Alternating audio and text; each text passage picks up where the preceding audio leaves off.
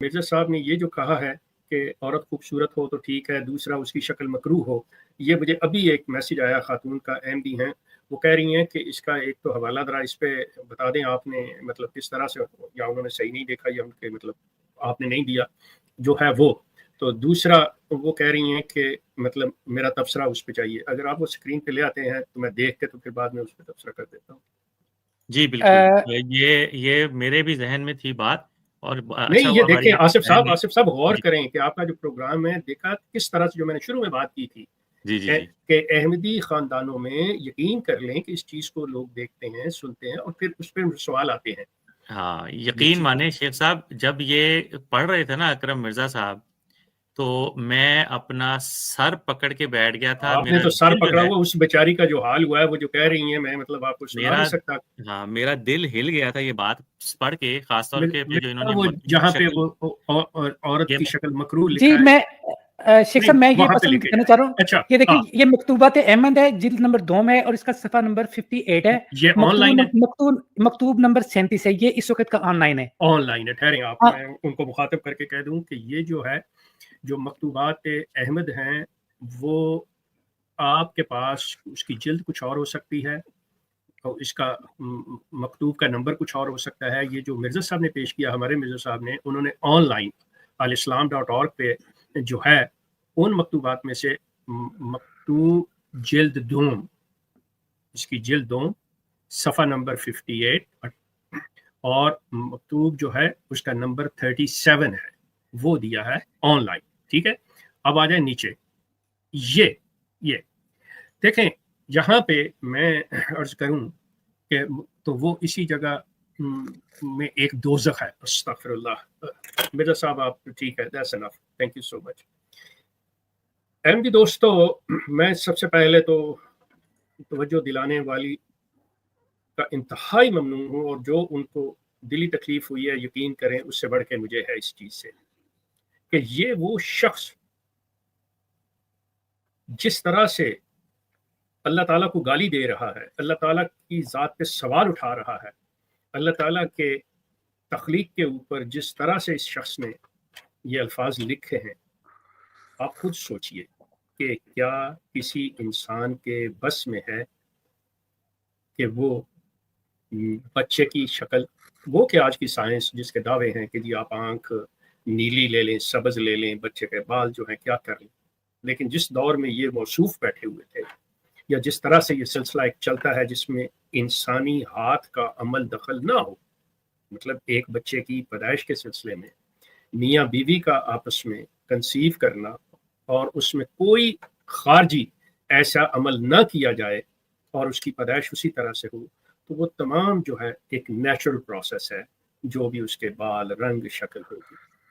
اب سوال یہ چیز پیدا ہوتا ہے کہ اگر ایک ایسی جگہ شادی ہوتی ہے جہاں پہ شادی سے پہلے آپ خاتون کی شکل نہیں دیکھ سکتے یا وہ سامنے نہیں آتی،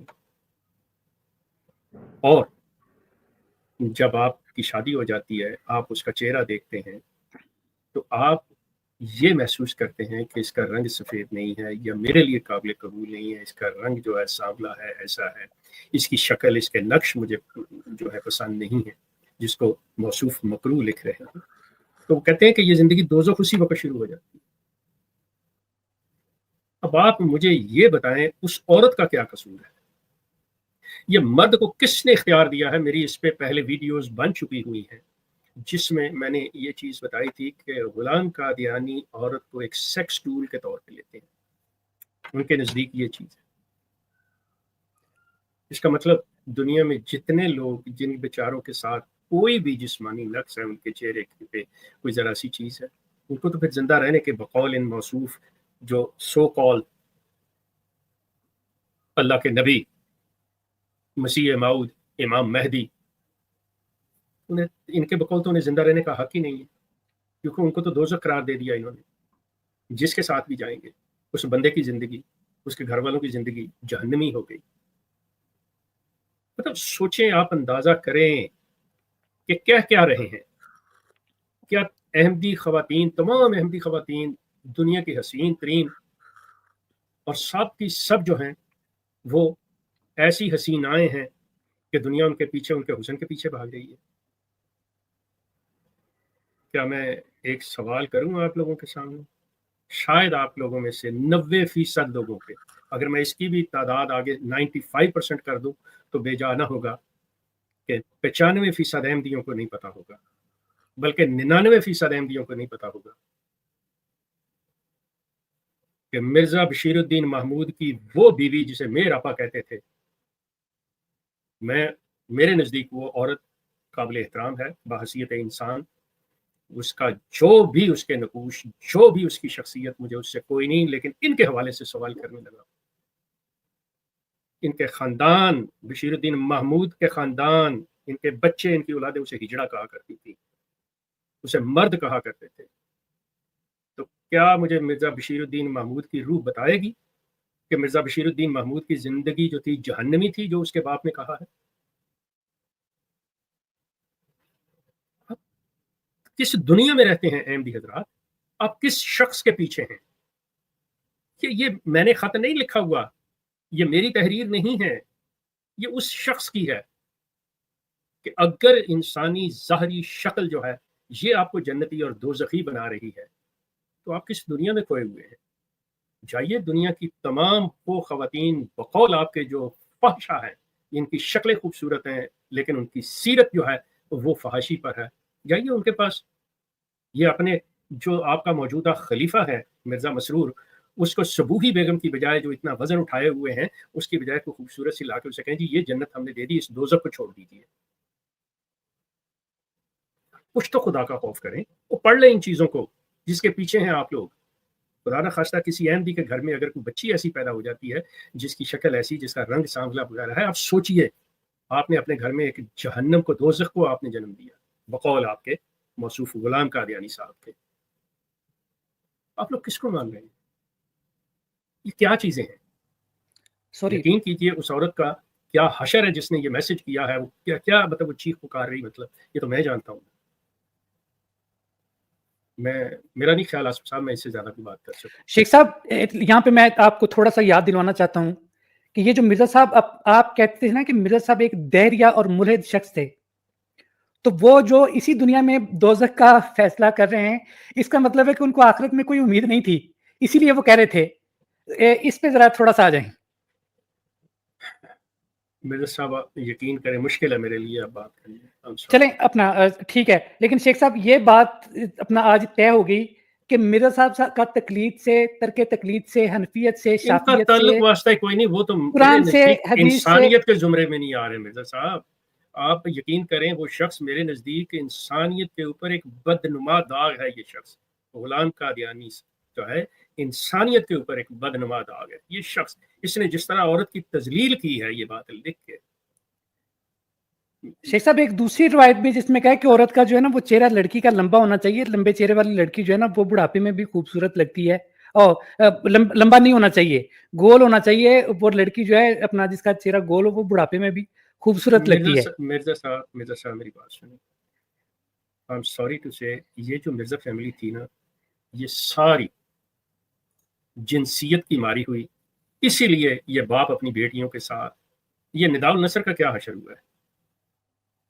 یقین کر لیں، میں آپ کو یہ بات میں آن ریکارڈ کہہ رہا ہوں، آن ایئر ہے یہ میری بات، واچ مائی ورڈز، کہ پورے مرزا غلام قادیانی کے خاندان میں اتنی خوبصورت عورت نہیں پیدا ہوئی. یہ کتنی خوبصورت تھی اپنی جوانی کے اندر، آپ لوگ تصور نہیں کر سکتے.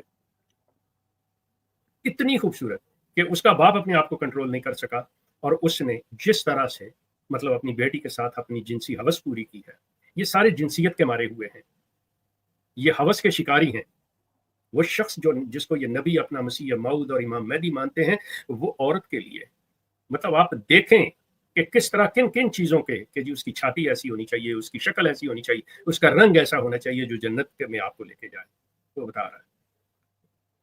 میں یہاں پہ مرزا صاحب ایک عرض کروں، جو آپ کہہ رہے ہیں کہ میں بتاؤں، ایک دہریہ بھی اس لیول پہ نیچے نہیں گر سکتا جس سے نیچے یہ ایک اخلاقی اور انسانیت کے مطلب گہرائی میں، پستی میں یہ شخص گرا ہے. اور جیسا میں نے آپ سے عرض کیا ہے کہ یقین کر لیں اس کے خاندان میں آج تک نداء النصر جیسی خوبصورت لڑکی پیدا نہیں ہوئی. اس کی شکل دیکھیں آپ پاگل ہو جائیں گے، اتنی خوبصورت. آئی نو پرسنلی. मैं पर्सनली इस चीज का गवाह हूं, मेरे पास सब कुछ है, अगर मैं उसकी खूबसूरती को सामने जाहिर कर दूं तो आप सोच नहीं सकते, ये मैं कह रहा हूं। तो इससे आप अंदाजा लगा लीजिए कि ये शख्स शुक्र है, तो शुक्र अब मैं क्या करूं कि वो गुलाम कादियानी के, बल्कि पैदा हो ही जाती गुलाम कादियानी के दौर में तो कम से कम उसका मुंह जो था खुद अपना, उस पर ये कलंक का टीका तो उसके ऊपर लगता ना, कि वो भी उस बच्ची को ना छोड़ता जितनी वो खूबसूरत। ये किस किस्म का खानदान, ये क्या लोग हैं जिनको आप नबी और शुरफा और इमाम महदी और मसीह मऊद माने हुए। अहमदी हजरात, खुदा अपने आप पे गौर कीजिए, सोचिए, देखिए इन चीज़ों पे, कि मजबूर ना किया कि मैं आप लोगों के बारे में, आपके फैसले पे आप लोगों को कुछ कहूँ।